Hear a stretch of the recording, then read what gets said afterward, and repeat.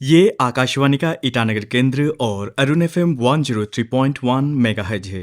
अभी आप सुनेंगे शिक्षक दिवस के अवसर पर एक विशेष कार्यक्रम। इस कार्यक्रम के अंतर्गत आप सुनेंगे नेशनल टीचर्स अवार्ड 2024 के पुरस्कृत शिक्षिका ज्योति पंका से ली गई एक टेलीफोनिक इंटरव्यू। जी ज्योति जी, सबसे पहले तो हमारे कार्यक्रम में आपका बहुत बहुत स्वागत है। जी बहुत बहुत धन्यवाद। तो मैडम, सबसे पहले तो आपको नेशनल टीचर्स अवार्ड 2024 के लिए बहुत बहुत बधाई। बहुत बहुत धन्यवाद sir, thank you so much for this. Madam, हम ये जानना चाहते हैं कि इस पुरस्कार का श्रेय आप किसको देंगी? सर सबसे पहले तो मैं अपने इस उपलब्धि का जो श्रेय है वो अपने माता पिता, फैमिली मेंबर्स और अपने गुरुजनों को देना चाहती हूँ, क्योंकि ये उनके मार्गदर्शन, शिक्षा और आशीर्वाद का ही नतीजा है कि मैं आज इस मुकाम तक पहुंची हूँ।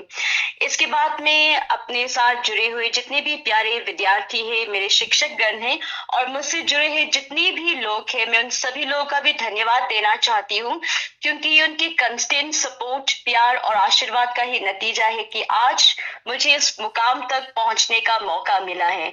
और मैंने हमेशा शुरू से कहा है कि ये सिर्फ मेरी अकेली अचीवमेंट नहीं है, बल्कि इस उपलब्धि में वो सारे लोग जुड़े हुए हैं, क्योंकि अगर वो मुझे कंस्टेंटली सपोर्ट नहीं करते तो शायद आज मैं इस मुकाम तक नहीं पहुंचती। तो ये सिर्फ मेरा ही नहीं, बल्कि हमारे पूरे अरुणाचल प्रदेश की जितनी भी टीचिंग कम्युनिटी के जो लोग हैं, जो हमारे अपने जो प्यारे लोग हैं, सभी को मैं ये श्रेय देना चाहती हूँ और सभी को इसके लिए मैं बहुत बहुत धन्यवाद भी देना चाहती हूँ सर। बहुत लोगों को शायद पता नहीं कि आप कहाँ पढ़ा रही हैं, तो हम जानना चाहते हैं कि फिलहाल आप कहाँ पढ़ा रही हैं और क्या विषय पढ़ाती हैं? मैं PM Shri government high secondary school Longding में पढ़ाती हूँ, डिस्ट्रिक्ट लोंगडिंग, अरुणाचल प्रदेश, और मैं क्लास 11-12 के बच्चों को पॉलिटिकल साइंस पढ़ाती हूँ। पहले सोचा था कि आपको एक शिक्षक ही बनना है, बचपन से ही कुछ ऐसा सपना था?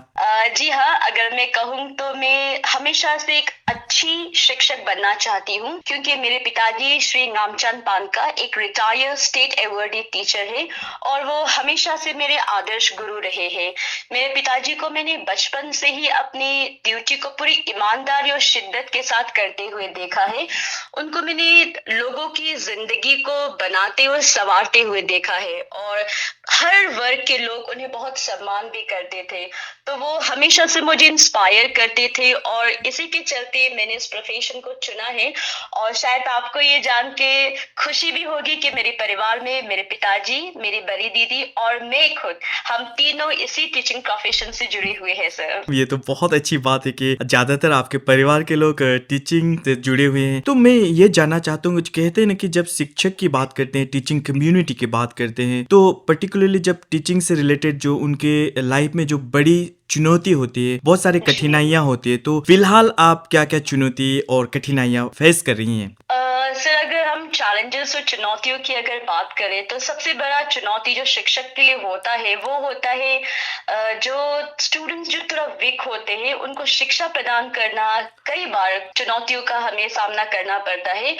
और खास तौर से हर विद्यार्थियों की जरूरतों को समझना और आजकल की जो नई पैडागोजी और जो टेक्नोलॉजीज होता है उनको अडॉप्ट करने में भी काफी चैलेंजिंग का सामना करना पड़ता है। तो इसके बावजूद आप अपने स्टूडेंट्स को किस तरह से मोटिवेट करती हैं, एनकरेज करती हैं या तो इंस्पायर करती हैं? सर मैं अपने स्टूडेंट्स को मोटिवेट और एनकरेज करने के लिए हमेशा उनके अच्छे कामों की मैं प्रशंसा करती हूँ, सकारात्मक फीडबैक यानी कि पॉजिटिव फीडबैक देती हूँ। जैसे उनकी छोटी छोटी अचीवमेंट्स को मैं सेलिब्रेट करती हूँ। जैसे जो बच्चे हाफ ईयरली या फिर एनुअल एग्जाम्स में या फिर प्री बोर्ड एग्जाम्स में जब भी वो अच्छे नंबर लेकर आते हैं तो मैं क्लास में ही उन्हें पेन या नोटबुक देकर सभी बच्चों के सामने मैं उनकी तारीफ करती हूँ और उन्हें प्रोत्साहित करती हूँ कि वो आगे जाकर और अच्छी तरीके से मेहनत करें, पढ़ाई करें। और साथ ही साथ उनके अंदर मॉरल वैल्यूज को इनकलकेट करने के लिए मैं उनकी छोटी छोटी जो काम होते हैं उनकी भी तारीफ करती हूँ, क्लासरूम में भी और असेंबली में भी। जैसे कुछ बच्चे ऐसे होते हैं जो स्कूल की सफाई में काफी योगदान देते हैं, जी। या फिर कुछ ऐसे भी है जो खोए हुए जो रुपए होते हैं वो मुझे वापस ला के देते हैं। कुछ बच्चे डांस में, गाना में, पेंटिंग में, स्पेशली लोंगडिंग डिस्ट्रिक्ट में तो क्राफ्ट में बच्चे बहुत अच्छे हैं सर। जी। तो मैं उन्हें भी मोटिवेट करती हूँ कि वो आगे जाकर आए और अपना जो भी स्किल्ड है वो एज अ प्रोफेशनल भी बाद में वो पेशेंट करके उसके ऊपर में मतलब काम करे।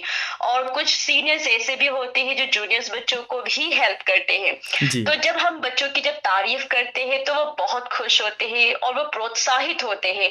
और कई बार मैं उन्हें अपॉर्चुनिटीज भी प्रदान करती हूँ जहाँ पर उन्हें खुद को मतलब सेल्फ डेवलपमेंट क्रिएट करने का भी उन्हें अवसर देती हूँ। तो इस तरीके से अगर हम बच्चों को इंस्पायर करते रहे, उन्हें मोटिवेट करते रहे, तो डेफिनेटली हमारे बच्चे अच्छे रास्ते पे जरूर चलेंगे। तो मैम जैसे नेशनल टीचर्स अवार्ड के बाद आपके ऊपर एक और रेस्पॉन्सिबिलिटी आ गई, आपको क्या लगता है कि किस तरह की रेस्पॉन्सिबिलिटी आ गई? रिस्पॉन्सिबिलिटीज तो बहुत सारे हैं सर अभी।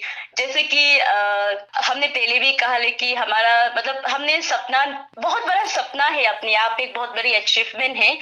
और अभी मैं कोशिश करूंगी कि जब मैं अपनी जगह वापस जाऊं, अरुणाचल प्रदेश जब वापस आऊं, तो अपने स्कूल को पहले तो ऑब्वियसली मैं अपने स्कूल को ही देखूंगी। जी। तो साथ ही साथ अगर एजुकेशन डिपार्टमेंट का, अगर गवर्नमेंट ऑफ अरुणाचल प्रदेश का अगर साथ रहा, तो डेफिनेटली कुछ इनोवेटिव आइडियाज अगर हम लेकर आके और इंटरेस्टिंग अगर हम उनकी पढ़ाई के लिए अगर हम योगदान दे सके, तो ये बहुत बड़ी बात होगी मेरे लिए। तो I am working on it, let's see कि आगे जाकर हम क्या कुछ और कर सकते हैं। कहते हैं कि इस आधुनिक दौर में शिक्षक और विद्यार्थी के जो संबंध में कुछ ही नहीं, बहुत सारा बदलाव आया है। तो इस संदर्भ में आप क्या कहना चाहेंगे? सर देखा जाए तो 21st सेंचुरी में टेक्नोलॉजी अगर हम उसको पॉजिटिव वे में देखें तो बहुत अच्छा है, नेगेटिव वे में देखें तो ऑब्वियसली थोड़ा सा चैलेंजेस होता है।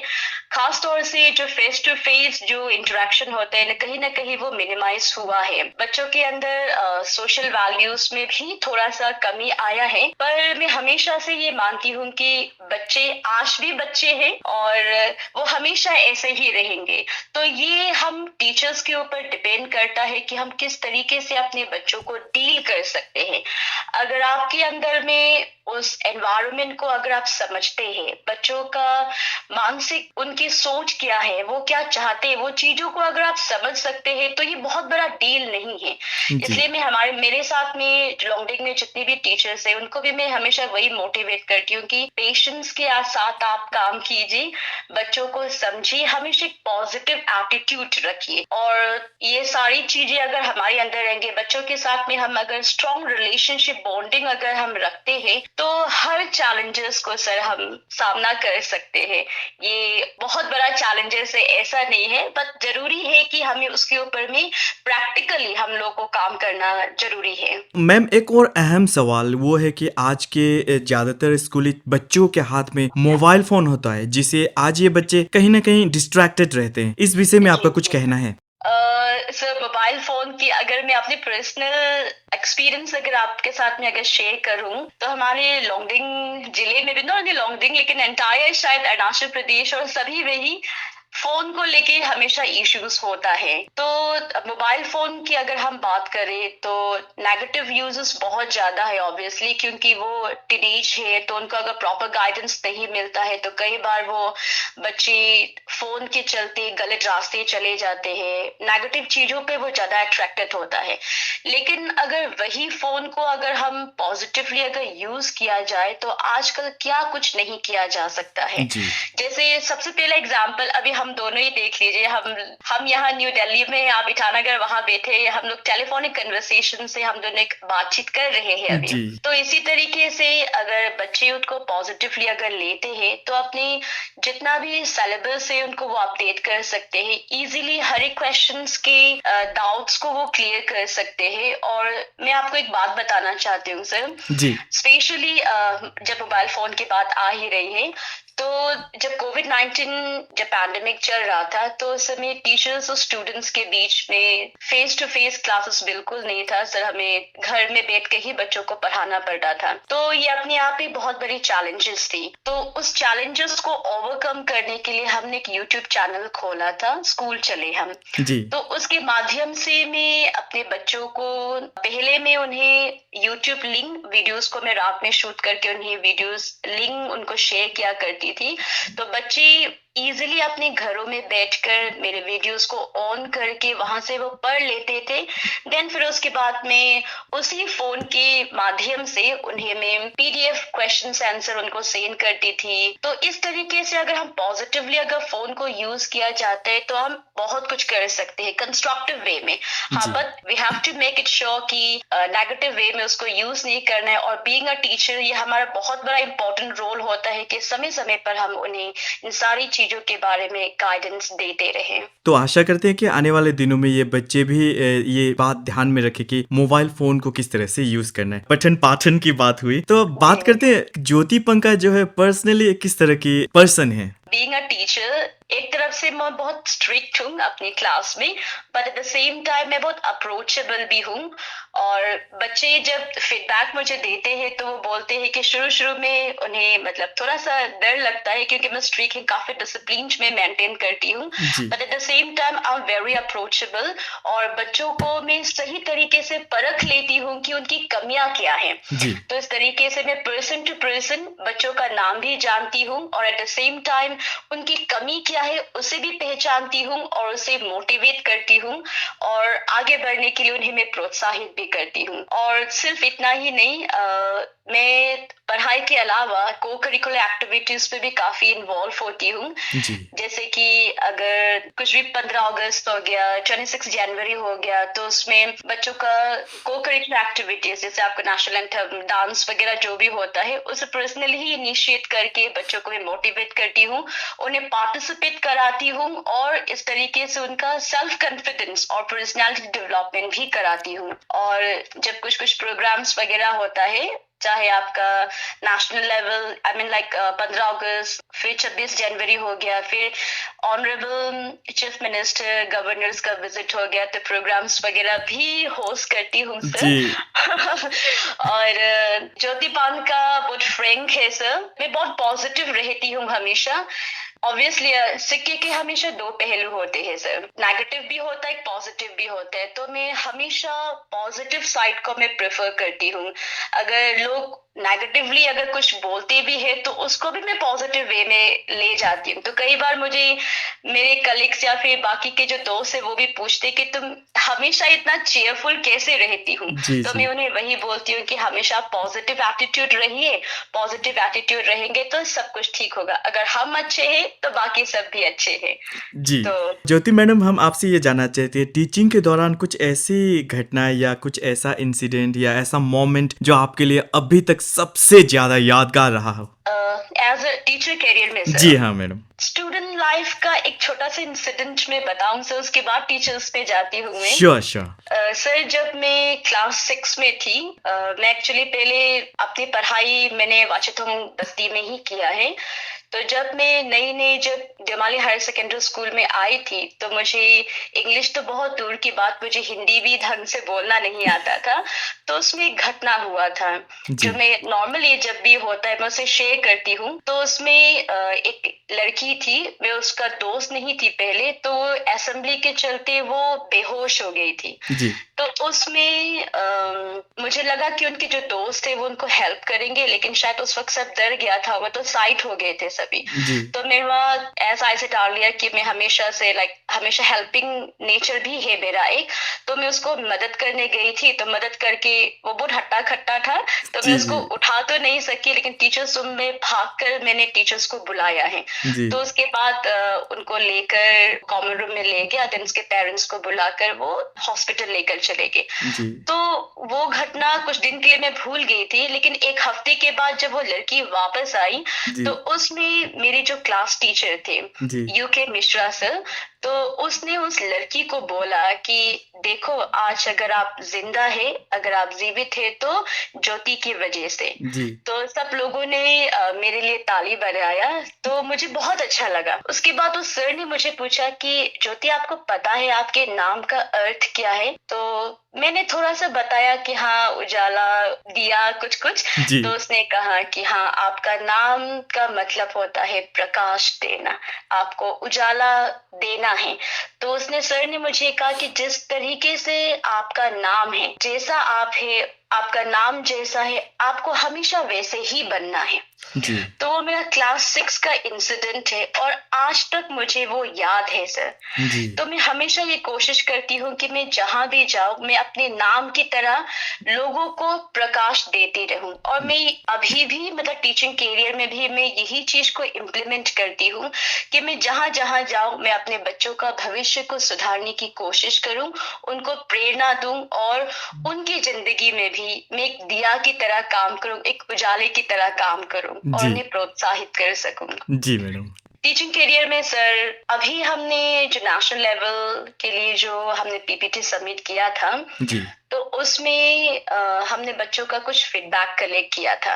जी तो जैसे टीचर्स हम पढ़ाते हैं तो हमें इतना खास जानकारी नहीं होता है कि हम बच्चों को कितना इंस्पायर करते हैं, पर उनकी फीडबैक से हमें ये जेन्युइनली पता चलता है कि बच्चे सचमुच हमसे इंस्पायर्ड होते हैं। जी तो इस टीचिंग कैरियर में सर मेरा ऑलमोस्ट अभी सितंबर 13 को हम 11 साल कंप्लीट करेगा। जी और उसमें जब हमने फीडबैक कलेक्ट किया है तो बच्चों ने जेन्युइनली उनकी लाइफ में मेरा जो इम्पैक्ट हुआ है, जो असर हुआ है जी उसके बारे में उसने लिखा है। जैसे एक लड़की है तामो रीला करके, जी वो अभी रिसर्च ऑफिसर है ईटानगर में ही। जी तो मेरी डॉन बॉस्को की स्टूडेंट रही थी, मतलब गवर्नमेंट एम्प्लॉय से पहले मैं डॉन बॉस्को में भी रही थी। जी तो उसने मुझे मैसेज करके भी बहुत पहले कहा था और रिसेंटली भी उसने मुझे ये कहा है कि हमने जो 11th और 12th में जो पढ़ाया गया है उनका वो कॉलेज लेवल में बहुत काम आया, क्योंकि मेरा बेसिक जो बहुत क्लियर था। तो जी उसने कुछ खास अपने कॉलेजेस में पढ़ाई नहीं करते हुए भी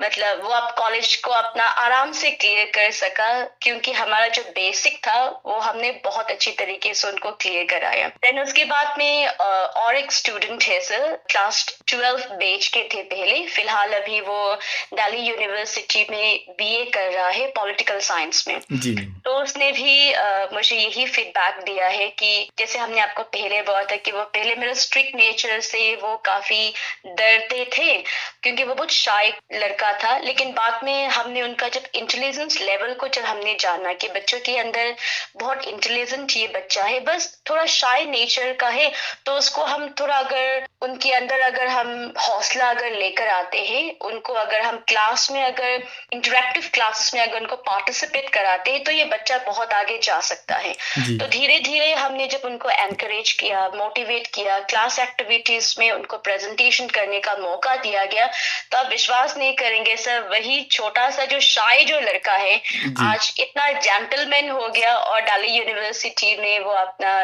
बीए पॉलिटिकल साइंस में अपने पढ़ाई कर रहे हैं। कि जिस तरह आपका नाम ज्योति है तो ज्योति की तरह आप प्रकाश फैलाते रहिए और जी सर। इंस्पायर करते रहिए। तो अंत में आप इस शिक्षक दिवस के अवसर पर हमारे सुनने वालों को क्या कहना चाहेंगे?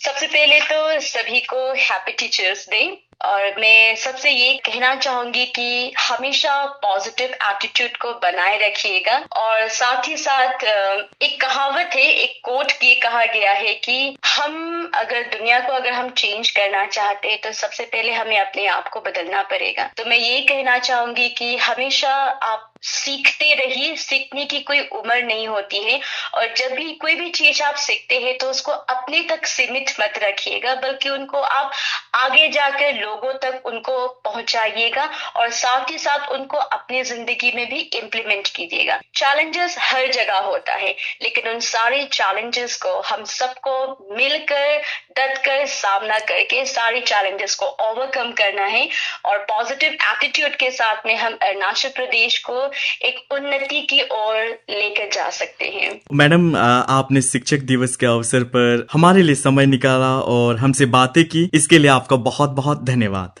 आपका भी बहुत बहुत धन्यवाद सर, हमें आपके ऑल इंडिया रेडियो में अपने बातों को रखने का मौका दिया। बहुत बहुत धन्यवाद सर। ये आकाशवाणी का ईटानगर केंद्र और अरुण FM 103.1 मेगाहर्ट्ज है। अभी आप सुन रहे थे शिक्षक दिवस के अवसर पर एक विशेष कार्यक्रम। इस कार्यक्रम के अंतर्गत आप सुन रहे थे नेशनल टीचर्स अवार्ड 2024 के पुरस्कृत शिक्षिका ज्योति पंका से ली गई एक टेलीफोनिक इंटरव्यू। हम फिर हाजिर होंगे ऐसे ही कुछ और ज्ञानवर्धक कार्यक्रम के साथ। तब तक के लिए दीजिए इजाजत। नमस्कार।